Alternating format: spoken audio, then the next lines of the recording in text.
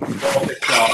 Good evening, everyone. Thanks a lot for squeezing out time over a weekday to join the welcome webinar for our PG diploma program in machine learning, right? The cohort that started just yesterday. Thanks a lot for joining, taking out time to join this one. My name is Rohit Sharma, and I'm the program director for the machine learning and AI program. And great that we have with us Professor Tricha Anjali also, who's the Dean of Executive Education and an Associate Professor at IIIT-Bangalore. I think we have a bunch of items to cover, essentially to give you some understanding of what learning experience you can anticipate in this 11, 12-month-long journey that we have meticulously planned, for you over the past couple of months. And I think different aspects we'll discover, but broadly, I think there are 4 areas which we wanted to discuss with all of you. The first one was what will the student experience look like? You already have some flavor of that in form of the preparatory course that you have gone through, wherein you have learned Python. You might have laid some focus on mathematical concepts. But there are other elements also to the preparatory, to the main program. And hence, the first section will be about student experience and, most importantly, the importance of deadlines for you as working professionals. The second part that we will want to cover is your interaction with faculty and industry professionals, as well as the importance of peer network. The third part that we want to kind of cover is dig deep into how the grading structure for this particular program has been laid out. This is not only an industrially relevant program, but an academically rigorous program also, because of which there is a certain amount of credibility associated with the program, and hence we will spend some time on discussing the grading breakup. And finally, in this 11, 12-month-long journey, there is fair amount of support available for you in form of academic as well as non-academic support. And hence, we'll spend 5 to 10 minutes on just discussing that. And while we're discussing, I think I'm sure you will have a couple of questions either on these topics that we want to kind of cover, or in general around any other topic or aspects of the program also. So keep on pinging your questions. I'm sure our moderator will pass on, direct them to either me or to get appropriate and best possible responses directed to Professor Tricha, who's best positioned to answer these. But yeah, we'll kind of take it from there. So I think the first important section, Professor Tricha, that we want to kind of lay out for the students is what experience they are going to go through for the remaining of their 11 or 12 months.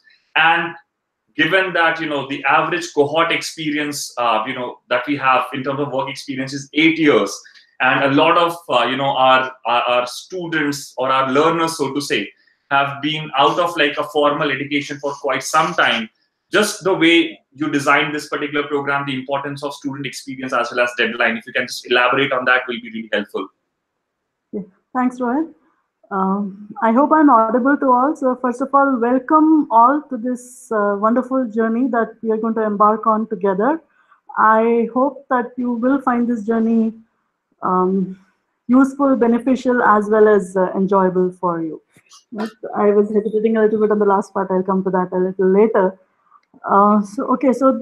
First of all, congratulations for enrolling for this postgraduate diploma in machine learning and artificial intelligence with IIIT-Bangalore and UpGrad. At the end of this enjoyable journey, as I was saying, you can expect a diploma from IIIT-Bangalore.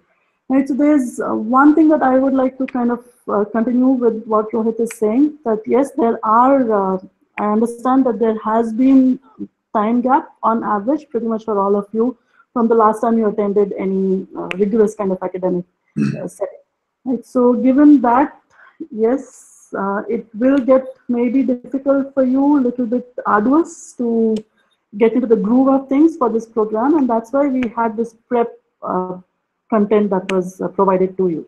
So the prep was what I like to call as the ramp up phase for this, for any of our programs for you, right? So that's before the actual program starts, before the actual journey starts, kind of get you into the groove, get you started, get you the foundation developed for the rest of the journey. So in prep, you have seen material on Python, you have seen material on basic math, you have seen a little bit on visualization also over there. So these are basically foundations for your rest of the program, rest of the journey. You shouldn't expect to, the prep was not meant to be the uh, one and only source for learning any of these topics. This is just a foundation, as I was saying. So this will be your stepping stone. This is where you are expected to build up on that in all of these topics. So as you know, in your machine learning careers, you will need to obtain data, you will need to analyze data, you will need to analyze algorithms, you will probably even need to design new algorithms, you will need to present finally your results in terms of a report, right? So all of these aspects is what we cover in this program. The prep was just the foundation for all of these topics. Right? So that was about the prep part of it. Moving on to the actual program. As I said, prep was the foundation. The time commitment from your side was not very high. The time expectation to be devoted towards this program was not very high.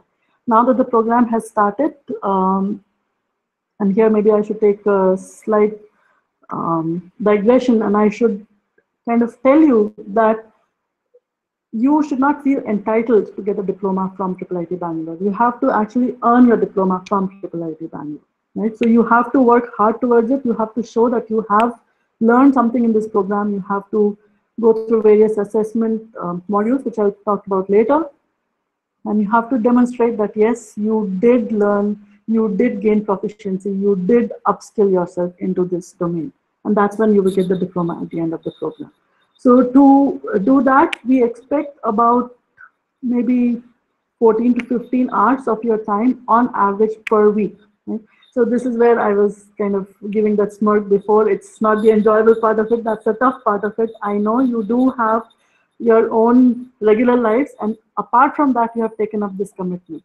But again, to be proficient in a field, it needs dedication, it needs commitment, and which is what we are going to help you with that journey. We are providing the material for you, we are providing the continuous support, which Rohit will talk about later, all that, but all that will not be helpful unless you put in the time and effort. So we expect about 14 to 15 hours of your time per week. It's not a number which is set in stone. It could be low or high, depends on your background, depends on your experience, depends on your level, depends on your skills, depends on your learning curve, the rate at which you're able to pick up the information. Maybe you need to see something just once and it sinks in, or you need to see something a couple of times for it to just sink in thoroughly. So it depends on you. On average, from our experience, we have seen that about 14 to 15 hours would be sufficient to get this material. So kind of a rough breakdown of how you would be spending these 14 to 15 hours in every week. So about half of the time would be spending on the platform in terms of watching the videos, in terms of watching the lectures, maybe repeat lectures. That should contribute about half of your time. Weekly, bi-weekly, maybe once in 3 weeks or so, we will have some live lectures either with faculty or some industry person. So you are expected to attend those to basically enhance your learning. And then you have your own self-study component. You have your working on assignments, working on projects, preparation for the exams kind of component that goes into your preparation, into this study. Okay? So one thing I should mention is that you should not expect, or you should not think that if maybe 1 week you missed completely, or maybe a couple of weeks you didn't pay any attention to this program, you may not be able to make up for those lost weeks in the following week. Okay, so you have to consistently keep making progress with this program. Right? As you see, we have a strict launch date when the program started. You were given access to the platform for the material. We have strict deadlines also for all the submissions for everything that goes on. So here is where we are digressing from the Coursera kind of model, where Coursera just material is all there for you. You can consume it whenever you want. Instead, for our programs, you have to make progress as an entire cohort together. Right? So you have to keep up with the pace of your cohort. Right? You cannot lag behind. right? If you do lag behind, then you may not be able to catch up. You may not be able to allow to go forward with this program. So again, try to find time by yourself, allocate your calendar so that you have about 14 to 15 hours per week for this program. Right? You have to honor the deadlines. Again, we cannot have individual deadlines for each one of you. We do have deadlines which are for the entire cohort. So you need to do the submissions, you need to complete your projects, assignments, everything before the deadline is complete. I'll come also to this point later. As I said, we do understand you have your other regular life, your personal, professional life, etc. So we do understand that maybe you might miss the first deadline. We give you a flexibility of also having a second deadline for your submission. Right? So, but the second deadline comes at the cost of a late penalty. So there will be late penalties that will be imposed if you miss your first deadline and you're able to submit by the second deadline. So, but please do ensure that you are following through with this program. You are able to devote time, you are able to make significant progress, you are able to learn everything and keep going with this course. Right? So that I think is about deadlines. Rohit, is there anything else that I missed that I should be talking about? No, Professor, I think you pretty much covered and summarized everything. I think just one bit is,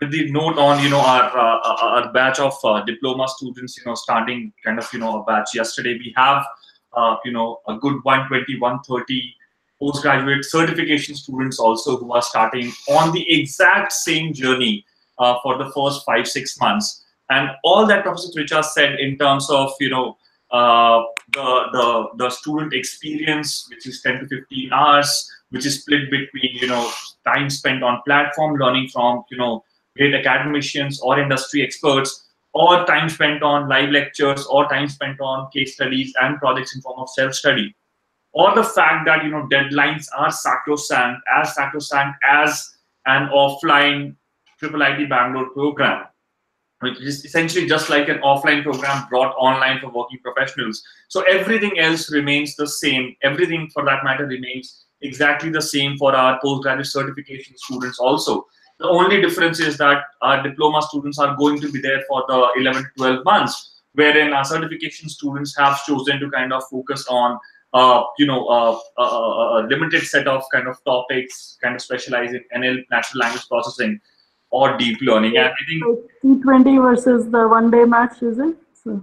I mean, I would say test versus, a 5-day test versus a 3-day test. I don't know what's the technology here, because both are equally rigorous, but both have equally kind of satisfactory ending in form of the amount of learning that these individuals carry. And I'll just kind of reiterate, basis our observation also what Professor Tricha said.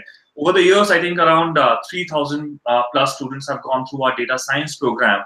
And I think with this particular cohort, we'll have around 1,200 students going through the machine learning and AI program.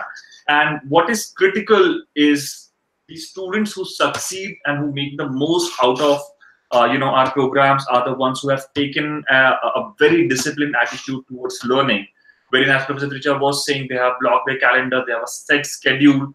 Maybe in the initial days, it is they are not really in the grooves, but only through consistency and through a very disciplined attitude is how they are able to make the most of the program.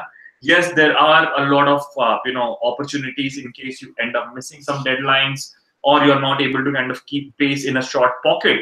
But ultimately, for the long run, for you to be able to make the most out of the program from a learning experience standpoint, as well as from the standpoint of realizing some impact on your career, I think discipline as well as consistency is going to be extremely important. And with this, I think we'll just quickly move on to the second part, wherein we are discussing our interaction with faculty and industry professionals that has been built into the program, as well as the importance of peer network. So I'll first quickly cover peer network. I think we'll have around 180 or so students, learners as part of our PG diploma program, and an additional 120 learners as part of the certification program. This group of 300 professionals, is a really diverse mix of individuals with various years of experience, with various industries, with various domains that they belong to. And hence, the peer network is really special and is an integral part of the learning experience also, because there are individuals who will have really honed out software experience or mathematical experience or machine learning experience, who will be able to add value to your learning if you reach out to them. And for that, there is a systematic process in place. You have the discussion forum wherein you can reach out to your peer network. You can post questions wherein your peer network gets the first chance to answer these questions. And if they are not able to answer well, in that particular case, a teaching expert or an industry expert steps in and provides you the correct responses. There have been multiple instances wherein more experienced professionals have hired or recruited, for that matter, young professionals from within the cohort, or some similar help or some similar courtesy has been extended the other way around also. So the good thing about such a program, which brings in not only pan-India learners but a bunch of international learners also on the same platform, is that you are able to learn from each other's experience. There will be group case studies wherein you will have to form groups of 3 and 4 or 5. And that is again a very, it's a very interesting or an opportune moment for you to figure out which are, your peers from this diverse network that you want to form a group and give some case studies or some projects a shot. In fact, there have been multiple instances wherein, without our facilitation, students and learners have decided on meeting offline, learning offline simultaneously in a group, and trying to go through various lectures as well as case studies in a group completely by themselves. And you would see what an integral part of your learning experience this peer network kind of becomes as we proceed. So that's just on the peer network, which is simply an invaluable part of the entire program that we have laid out for you. The first part that we wanted to cover was interaction with faculty and industry professionals. Now, cannot reiterate this enough as to the effort that has gone in making this program extremely academically rigorous as well as industry relevant. And in addition to all that is available on the platform for you to learn from our great academicians, you will also have the opportunity to interact with them on live lectures, which happens once every 2 to 3 weeks. Which is where the faculty, after you have gone through their lectures, the projects, their assignments, take out time over a weekend to answer the most pertinent doubts that the cohort is going through. Remember, for immediate doubts, we still have discussion forum, and I'll elaborate more on that as we go to the support section. But the live lectures are more about the broad sense of doubts that that most of the cohort is struggling with, wherein our faculty members decide to kind of reiterate or re-lecture on certain topics and also answer your specific doubts that you may have, once you have completed their lectures and everything else. Now, it is highly recommended that you attend these live lectures. They happen just like, they are happening right now in form of Google Hangout. But in case, because of some preoccupation, you're not able to attend those, our effort is to make the recording available to you so that you can watch it later. Now, these sessions with our faculty from IIIT-Bangalore is mostly around helping you clarify various doubts that you may have, or kind of providing some or re-stressing on certain topics that the faculty feel the cohort is not really comfortable with. To complement these and the other aspects of learning, we have another set of live lectures, online lectures that we organize with industry professionals. Now, as you know, because you're working professionals, it is best that the academic learnings are complemented by industry applications. So what we do is we invite a host of industry professionals with some stellar background or working experience in machine learning and artificial intelligence to share their own experience, to share the projects that they have worked on, the nuances of the projects, the struggles that you face once you start applying the learnings from the program in a real life environment. So you will have, on one hand, our esteemed faculty clarifying various doubts and kind of re-stressing on topics which are important. And simultaneously, we have various industry professionals coming on board, again, once every 2 to 3 weeks or once a month, talking about the application of the same concept that you might have learned in an industry setting, so that the learnings that you have are kind of further made application oriented. So these are kind of aspects of the program which are synchronous, which are live. Having said that, and it is highly recommended that you attend these in a live environment only. But in case if you are not able to make out time for these, we ensure that the recordings of the same are available to you on the platform also. And with that, I think we move on to the most important section, which is the grading breakup. I think cannot stress this enough, and I think Professor Tricha mentioned it is not like you are entitled to the diploma or the certification that you have signed up for. The program is fairly rigorous, and to provide this rigor and to provide this credibility to the program, there is a decent enough grading system which is set, and there's a decent enough grading framework which is available not only to assess you but to also provide you feedback. And I think, Professor, if you can just elaborate on the same, will be really helpful. Okay. So, yeah. Can you mute from your side? I get an echo back. Yeah. Yeah, okay, great. So first of all, I have to apologize to the PG certificate students. So everything I said before was about diplomas. So I will henceforth include also the certificate students. I'll just say learners in the program. Right. So yeah, grading, as I was saying, the entitlement is not there. So just because you have paid up for this program doesn't mean that you will get the diploma. You have to work hard for it. You have to demonstrate that yes, you did learn, you did go through the rigor of this program. Right. So here, the grading philosophy that we're going to use for this program is exactly the same as what we use for our on-campus offline programs. We have divided the entire program into courses, and each course goes through its own individual evaluation process, right? So each course is being handled by a different faculty member. You may have one faculty handling multiple courses, but then somebody is responsible for that course. And then each course you will get a final grade for that course. And at the end, you will also get a final CGPA for the entire program. So we actually work on a 4-point scale over here. So for each course, you will get a grade. It could be A minus, B plus, corresponding to 4, 3.7, 3.4, etc., going all the way to F, which is a 0 grade. And then each course also has associated with that the number of credits. You can think of like the weight for that course, right? What is the importance of that course?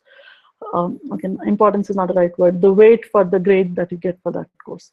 So at the end of the program, we will calculate a weighted average of the grades that you achieve in all of these courses, which we call as a cumulative grade point average, CGPA. Okay, so you can get a CGPA anywhere from 0 to 4, 4 being the best, obviously. So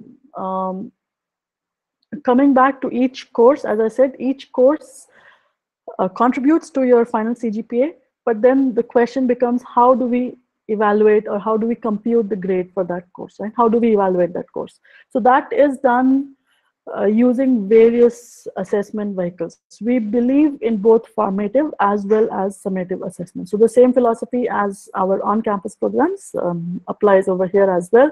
We have assessments which are dispersed throughout the program, as well as assessment which is at the end of each course. Okay, so we will have multiple choice questions which are within the videos. So your video will pause, you will have to answer some question which basically just checks whether you are paying attention, whether you listen to what was being told in that video, whether you grasp that concept or not, right? So those are the graded as well as non-graded MCQs throughout the videos. You will have some assignments, you will have projects and case studies, you will have also a final exam for each course. There is also a small weightage. So this is the weightage within a course for the peer-to-peer discussion. What Rohit was stressing upon, we want to encourage peer-to-peer learning even in this environment where you are not all together in the same geographical location. So to emulate that, we have this discussion forum on the platform where we encourage all of you to post your doubts, to post any relevant material that you think may help your peers. And then also if one of your colleagues has posted a doubt over there, to answer that for them, to help them out. right? So we encourage that kind of peer-to-peer learning through this platform of the discussion forum. Okay, so each of these components, the MCQs, the assignments, the project, the case study, the final exam, and the discussion forum, they contribute towards your final grade for that course, right? They each have their own respective weights. It depends from course to course. Broadly, it's given in the manual for you. We use the marks that you obtain in each of these components to find your final grade for that course. Right? So, our final marks for that course. Based on the final marks, we do a translation from marks to the grade.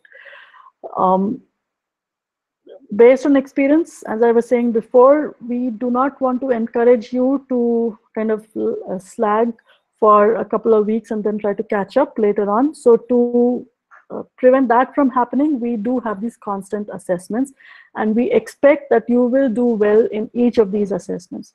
In fact, we actually enforce a threshold. You have to get a minimum of 20% in each of these components. So you have to do at least 20% marks in your MCQs. You have to get at least 20% in the assignments, 20% in the project, etc., etc.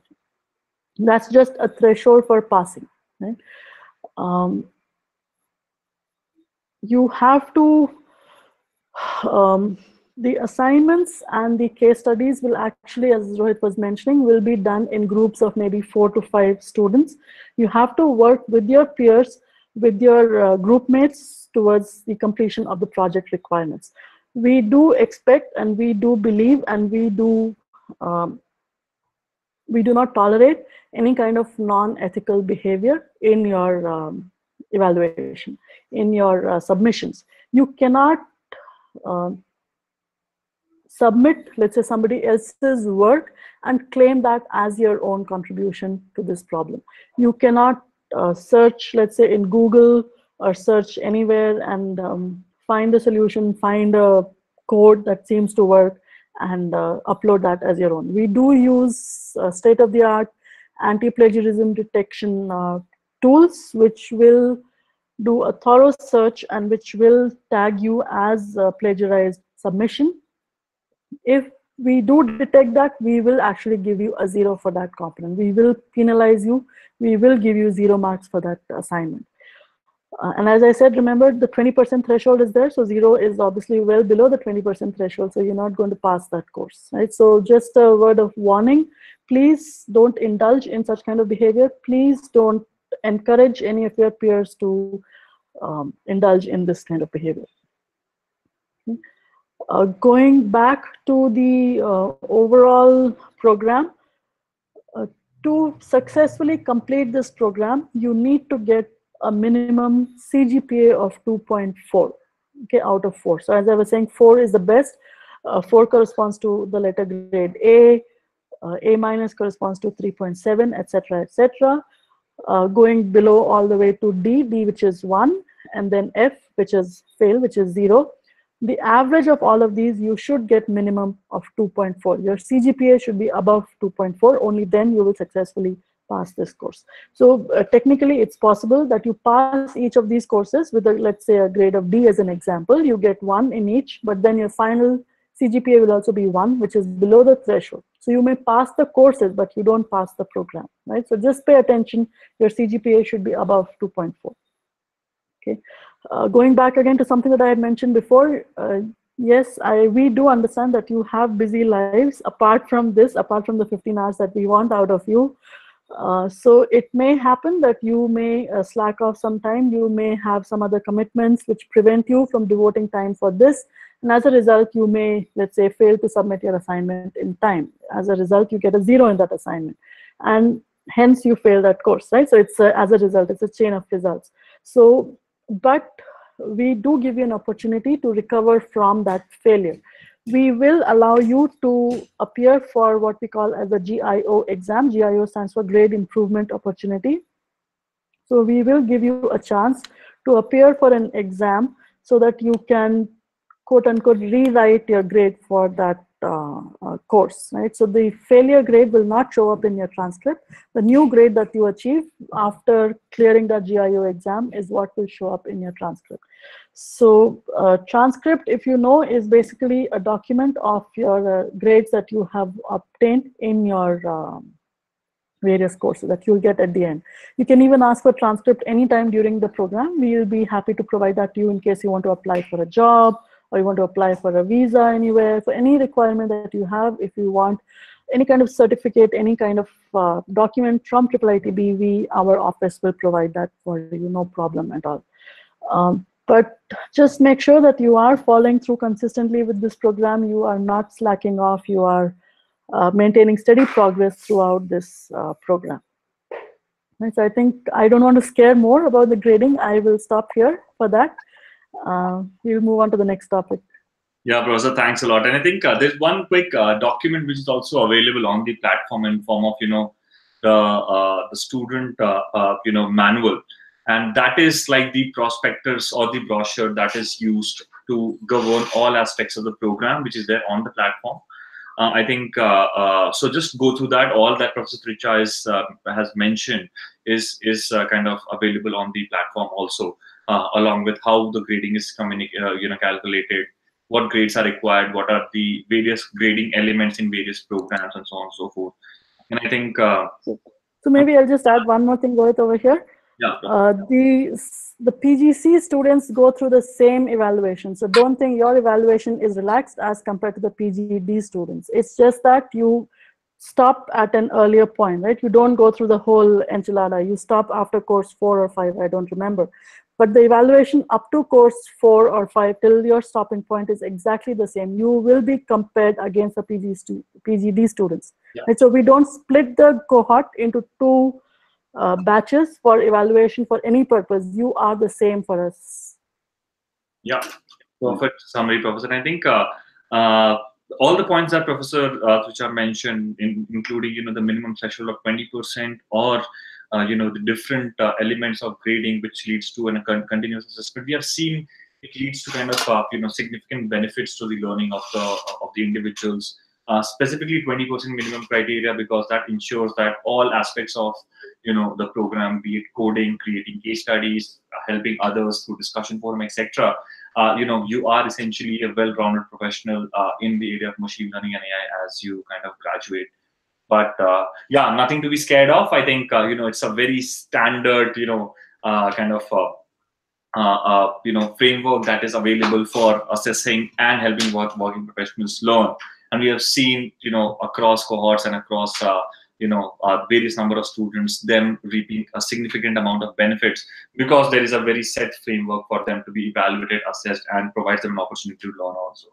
So thanks, Professor Tricha, for that. And finally, I think, the last pointer that I wanted to kind of touch upon was the amount of support that is available, which makes this particular program and the learning experience really, really unique. It's not like you have been given login and you have a video library and you have to go through that. That is just a very small aspect of it, wherein there are lectures, there are coding consoles, as Professor Tricha mentioned, there are summative and formative questions.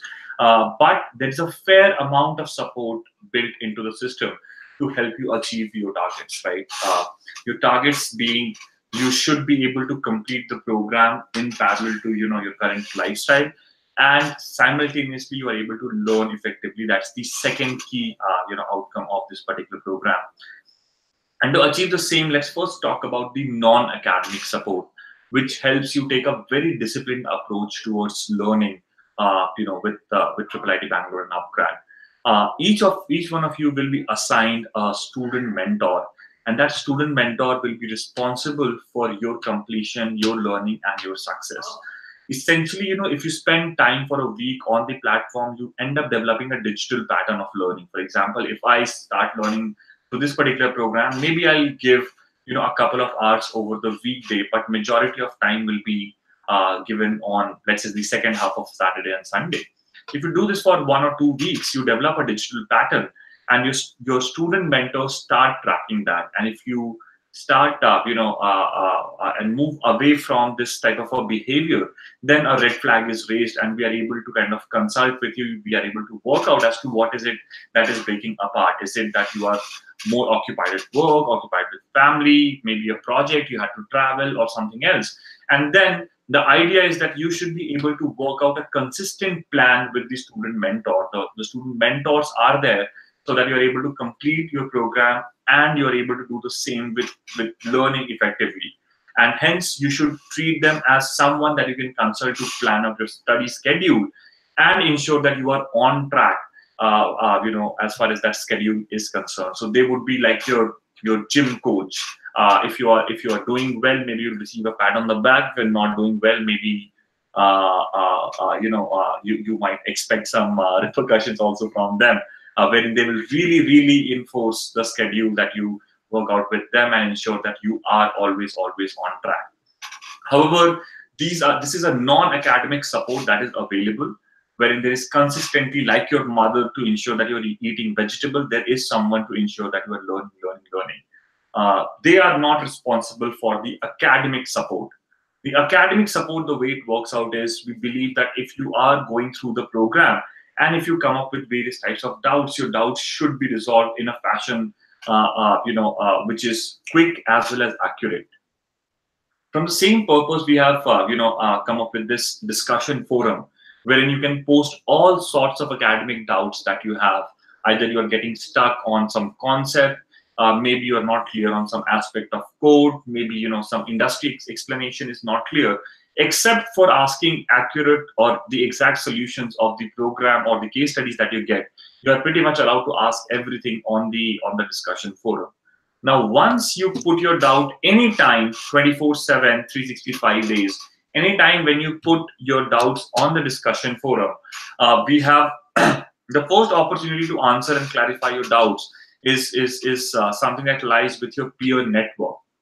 And this is where there's a small weightage also of grade 2 discussion forum, wherein we incentivize your peers who have understood the topic to help others learn better, and in that process kind of further clarify their own concepts. And this is like a bedrock of doubt clarification that we have. So as soon as a question is posted, if you post a question, your peer network gets the first chance to answer the questions. Simultaneously, the posts and all these questions are being also monitored by our network of 300+ industry experts, who are essentially keeping an eye on the types of questions that are being asked and the types of response that are being provided. Now, for the first 24 to 48 hours, your peer network has the chance. After that time has lapsed, the experts step in and either verify one of the appropriate responses that has been already provided, by your peer group, or they end up providing the appropriate response. So either they would verify or provide an appropriate response, so as to ensure that irrespective of when you are learning, whether it's a long weekend, short weekend, whether it's day or night, you are able to effectively ask questions that are bugging you, and you are able to seek appropriate responses and resolutions to the same queries. It's also possible that there are certain situations wherein you might not be satisfied with the response which has been provided, and hence you have the option of, so to say, reopening that question, wherein you where you force your industry expert to re-answer that question and clarify whatever doubt was there which was not clarified in the first place, right? So this is very important. Doubt resolution is going to be extremely critical, and the way to approach that is, as soon as you see the question, try and kind of resolve that. But if you're not able to resolve that, if you are not able to find appropriate resolutions of your questions or queries or doubts, do not worry. There are industry experts who are going to step in at an appropriate time after the first 24 to 48 hours and either verify an appropriate response or or also, in fact, provide the correct response. And the way, and you will find this in the student manual also, the way grades are associated, I think a very small percentage of 5 to 10% is associated with discussion forum. And it is not about asking questions or getting likes on the questions like social media. It is about being able to provide the right set of questions, which the cohort is struggling with, or most importantly, being able to provide the right answers, which our industry experts would verify, right? So this is how the entire program and various aspects of the learning experience will pan out. One important aspect that we are not discussing right now is the career support, which is built into the program, into the learning experience. But the reason why we're not talking about that is because that kicks in 6 months from now, later on, specifically for the PG diploma students, not for the PGC students. And the way it works out is, and hence because it is kicking out at a later moment, We want you for the time being to just focus on learning, getting the relevant information, the relevant knowledge in the area of machine learning and AI. And once we head towards and we get closer to career support for the diploma students, we will be releasing some specific content, some specific modules on how and what to expect on career support. And that is how we will be kind of discussing more in detail about career support, right? So broadly, I think this is what we had to kind of cover. Really, four aspects, which is talking about the student experience, interaction with faculty, grading, as well as the academic and non-academic support. Just one quick bit that I wanted to kind of re-stress upon, just from a success perspective, is again, a lot of students that succeed or that end up deriving the most out of this particular program are the ones who go out of their way and use this particular program as a bedrock to learn and experiment more and more things. And a quick example would be, just trying to participate in hackathons, for example, through Kaggle, right? Mind you that once you're going through this particular program, you will be learning some of the most sophisticated topics that is available in the industry right now, that various industry experts are kind of learning, and various companies are also trying to come up with solutions using these techniques. And it is going to be super critical for your own growth, that you experiment with new things. If there are proof of concepts within your own company, try and pick those up so that you get your hands on different types of problem statements. Or most importantly, if you're able to kind of participate in Kaggle hackathons, wherein again you get different types of enterprise problems or social problems, and you have the opportunity to come up with topics with solutions through topics in machine learning and AI. These things are going to be extremely critical again for your own good, for your own benefit. And the ones who are able to go out of their way are definitely going to have more chances of succeeding in the program. Just keep that in mind. Just on a last note, I just have a quick question, Professor, that has popped up. The question is, what is the difference between PG diploma and PG certification programs? So yeah, I think what we have is the PG diploma program has the following topics, which is, it starts with, for the first 2 to 3 to 4 months, laying down a very strong foundation in foundational machine learning as well as advanced machine learning. After that, the topics which are covered in the PG diploma program is natural language processing, learning, reinforcement learning, and graphical models. In PG certification program, learners have either chosen, after the machine learning portion, either natural language processing or deep learning. So in a sense, they have decided to go with a smaller portion of the program, which lasts for around 5 to 5.5 to 6 months. Whereas the bigger program, the PG diploma program, which in addition to NLP or deep learning, covers reinforcement learning, graphical models, and depending upon which certification you have chosen, either deep learning or NLP, right? So that's the difference between these two programs. And of course, because there is 6 to 7 extra months in the diploma program, there are additional case studies, there are additional projects, additional topics, additional lectures, etc., that you are kind of getting exposed to, right? For the duration that PG certification students are there with us, the experience is going to be exactly the same. They are part of the same cohort. They are getting graded in the same fashion. They are getting lectures from the same set of industry experts or esteemed faculty. Everything else is the same, just that in one case the number of topics, the projects is higher and is completed in the first 12 months, whereas in PG certifications you are getting the first 5 to 6 months. And the following question is on will this program help in doing PhD later? Professor, do you want to take that? Okay, so definitely yes, this program builds the foundations for you for doing a PhD going forward. What it doesn't do is give you actually a master's degree, right? So different universities may have different requirements in terms of what they want as the entry criterion for their research-oriented PhD program. So unfortunately, this program doesn't have a research component to it within the program, but it doesn't stop you from doing it by yourself, anything. So you are, as Rohit was mentioning, more than welcome, actually encouraged to do Kaggle projects, doing something at your workplace above and beyond what this program requires as a minimum requirement. So yes, you can contact the faculty members here to get a letter of recommendation for your admission. If you already have a postgraduate degree, then you are eligible for, let's say, a PhD in some institution, in some place.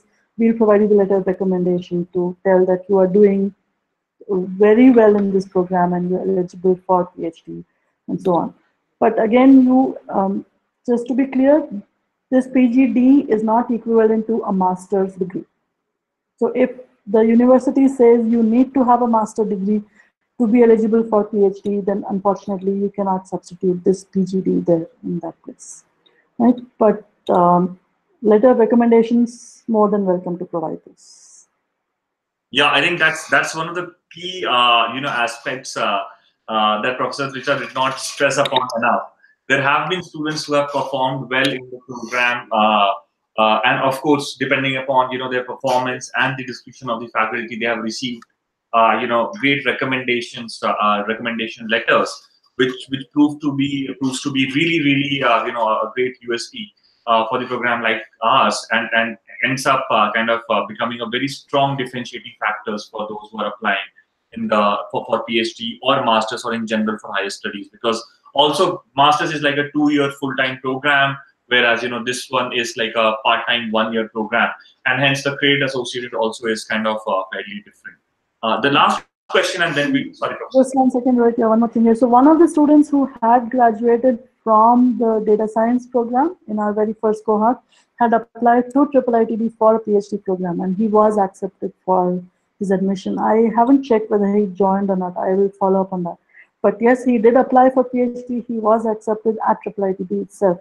We do have students who have gone abroad to formalize their learning to get a master degree from foreign universities. So there are many of such students that have been successful in that as well. Yep. Perfect, Professor. Thanks for the summary. And then final, I think, and then we'll close this, is the question is, when should we start participating on these platforms like Kaggle?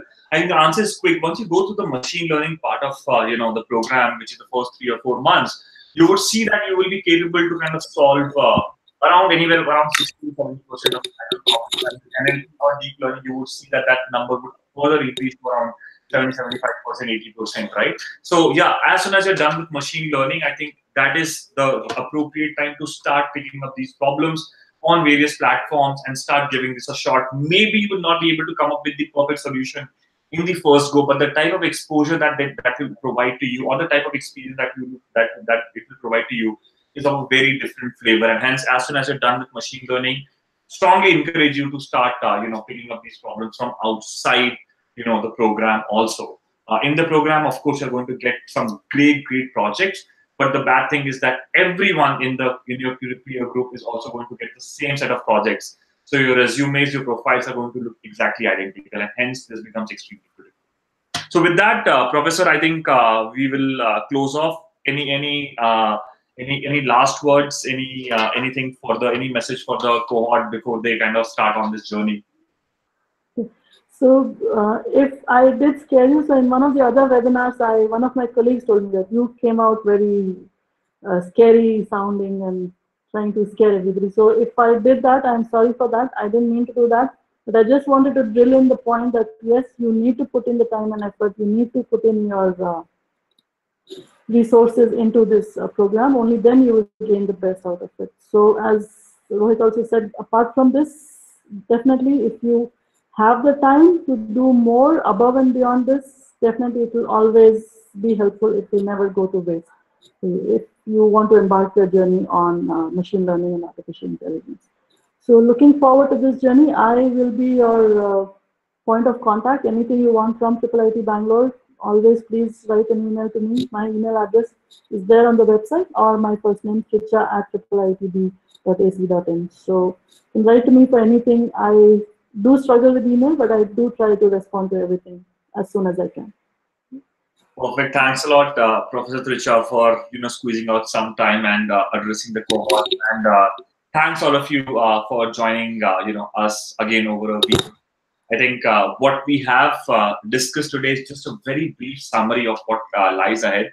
our faculty members, our industry experts, everyone has gone through, has done a lot of research, has done a lot of study to kind of come up with this particular program.